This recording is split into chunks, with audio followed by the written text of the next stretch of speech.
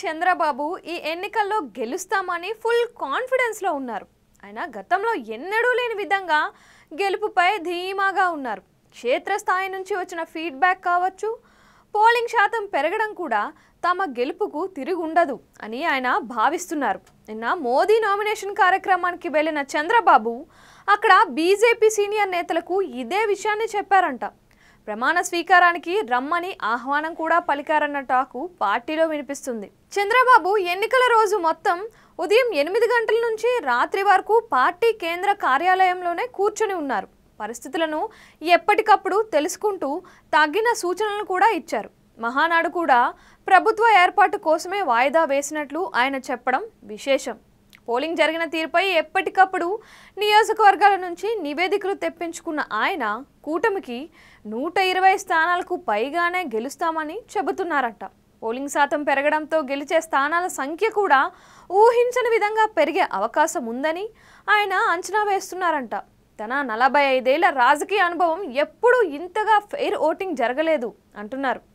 ప్రభుత్వంపై కసితో వచ్చిన ఓటర్లు నేరుగా అభ్యర్థిని చూడకుండా తనను చూసి కూటమి అభ్యర్థులకు ఓటు వేశారని ఆయన గర్వంగా సన్నిహితుల వద్ద వ్యాఖ్యానిస్తున్నట్లు తెలిసింది.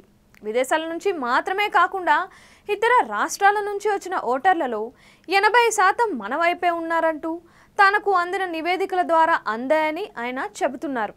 మరోవైపు మహిళలు ఎక్కువగా వైసీపీ వైపు మొగ్గు చూపుతున్నారన్న వాదనలో అర్థం లేదని కూడా ఆయన చెబుతున్నారు.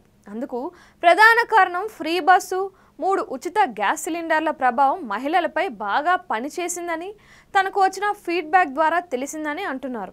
అందుకే ఎవ్వరూ భయపడాల్సిన పని లేదని, 120 స్థానాలకు పైగానే గెలిచి అధికారాన్ని చేపట్టబోతున్నాం అని ఆయన పార్టీ సీనియర్ నేతలతో అన్నారని పార్టీ వర్గాల ద్వారా తెలిసింది.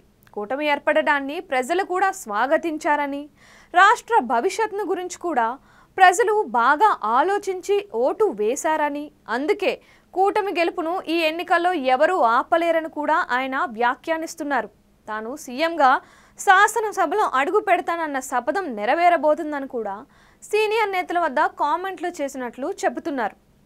అలాగే నిర్లక్ష్యం వహించిన కొన్ని నియోజకవర్గాల పేర్లను కూడా ఆయన ఈ సందర్భంగా ప్రస్తావించినట్లు తెలిసింది. కూటమి ఏర్పడటంతో ఎలాగూ గెలుస్తామని డబ్బులు బయటకు తీయని నేతల పేర్లు తన వద్ద ఉన్నాయని, వారు ఓటమి అంచున ఉన్నారని కూడా చంద్రబాబు వ్యాఖ్యానించినట్లు సమాచారం. వారి స్వయంకృత అపరాధం కారణంగానే ఓటమి పాలవుతున్నారు అని ఆయన అన్నారు. తాను చెప్పినావనకుండా ముఖ్యంగా తూర్పుగోదావరి జిల్లాలో ఒకరిద్దరు నేతలు మితిమీరిన ఆత్మవిశ్వాసానికి పోవడం వల్ల గెలుపు కష్టమైందన్నారు. మరికొందరు నేతలు పార్టీలో ఉండి కూడా కూటమి అభ్యర్థులకు సహకరించకపోవడం వల్ల కొన్ని స్థానాలను కోల్పోతున్నామని చంద్రబాబు క్లియర్ కట్గా ఆ స్థానాల గురించి కూడా సీనియర్ నేతల వద్ద ప్రస్తావించినట్లు తెలిసింది.